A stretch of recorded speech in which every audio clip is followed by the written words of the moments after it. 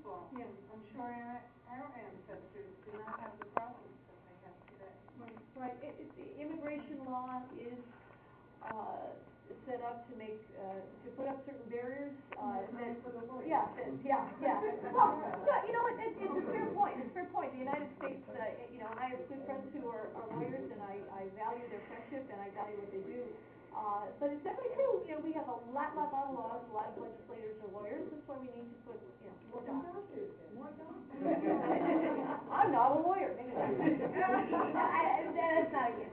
I don't want to hurt John. You know, immigration it's a moral question also. No one, everyone likes to try and help our fellow man. Yeah. But there's no getting away from the fact that if we have a path to citizenship for people who illegally came in, we will never ever solve illegal immigration. I mean, that's the harsh reality of it. And there's so many social implications that, you know, as far as having huge numbers of people in here who aren't acculturated to our political system, and they'll be right to vote for anyone who's going to promise them the most, you know. And not to put humor into it, but the American Indian lost this country because they couldn't control their borders. I don't want to see the same thing. Yeah, well, you're right. You're right. Of course, It's not an easy issue. They were overwhelmed. But the bottom line is, no, you're right. It's not an easy issue. But if we're never going to accomplish. We're never going to stabilize. We're never going to resolve unless we secure our borders.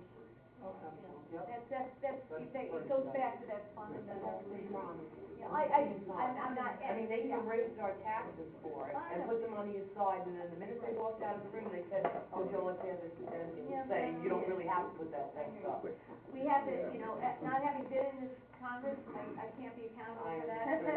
But how would you stop something like that from happening? I mean, being able to put an addendum in after a bill is passed, and the American people think they know what they got, and then they get some backroom deal of somebody sticking something in a bill that now we're responsible for, and we're going to pay for getting nothing. I mean, they said border security and fences, this money's set aside. Now you can use it any way you want, don't bother with those expenses, we don't need them. That's a great thing, transparency and accountability. Let's talk about our laws. I agree with those who say our laws, bills in Congress should be limited to being comprehensible to every citizen. I think they should be comprehensible by the Congress at the very least, and they're not right now. There should be a bill for every issue. You should not be able to bundle it or stick other things into the bill. If you had a bill for every issue, then 90% of the bill. I agree. I agree. Session over here. Oh my God, they have to work. You're relevant or after the fact agenda should not be put into these bills. It's the way this Congress does things is deplorable. It is deplorable. It's hopelessly. It's incomprehensible. It allows the passage of legislation over and over again, which make our problems worse and not better. So Big deal. It takes the public will to make it happen, and we need to elect legislators who will pledge to do things differently and will adhere to those pledges. I'm actually working on a declaration that will be somewhat like the Contract for America that can lay forth some of those pledges, because you need to have that. You need to know what you're getting, and we all need to know what we're getting when legislation is written. That's not the case now. Yes, ma'am. Yes, in the medical field, there is such a black market with bogus Social Security cards, Medicaid cards going on, and mostly with illegals, but also over there in Monroe, at the compound. I have met people who had tried to use their clinic, and they have a jar of Medicaid cards how it works. And all the present politicians are not doing anything to stop the illegal activity that's going on there on so many different levels, because they are big campaign funders, is what I can get out of it. But the fraud and what is going on is unbelievable. But through illegal aliens having bogus cards, and we're paying for that, and what's going on in Monroe, somebody needs to bring it to us. It's a principle of fairness that applies across the entirety of the United States. If we don't put mechanisms in place that control fraud, and a lot of good proposals have come out in the case of Medicare and Medicaid, a lot of good proposals have come out, as mentioned earlier, and I think your job probably prevented you from joining us at that time, but yes, thank you for working hard on behalf of this economy. But waste, fraud, and abuse are an enormous problem across the country.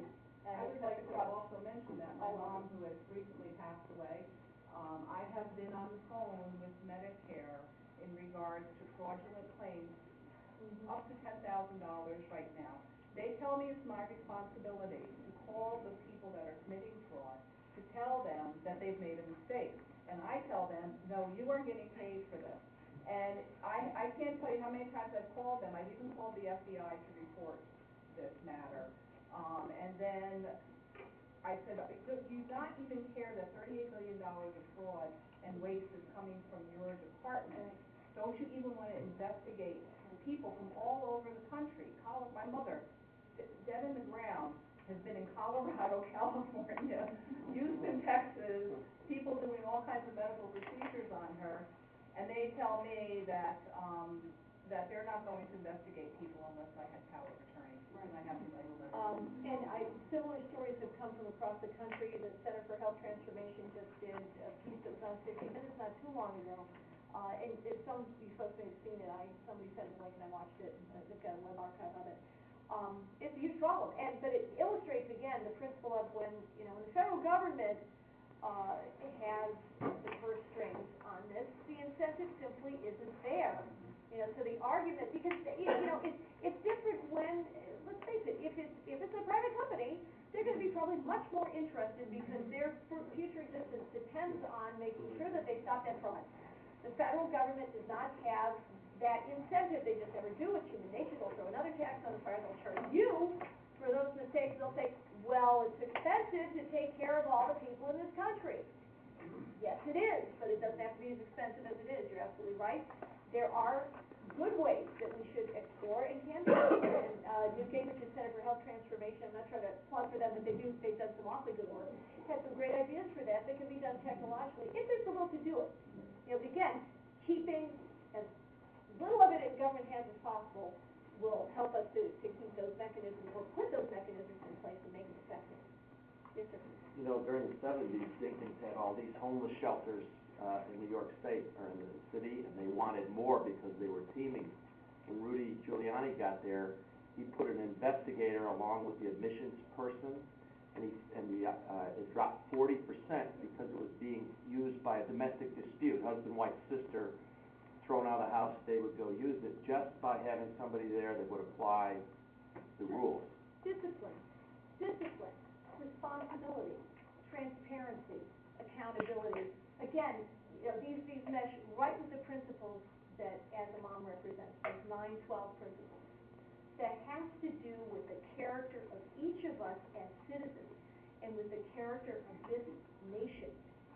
And when we follow those principles, when we take responsibility, when our public officials take responsibility, and when the opportunity to be irresponsible, to behave irresponsibly is penalized or isn't rewarded, we all do better. And that's why, it's so important to promulgate those 9, 12 principles. Thanks, Nan. I know it's getting late, so we're going to... That was actually a great way to wrap it up. We're going to start wrapping it up.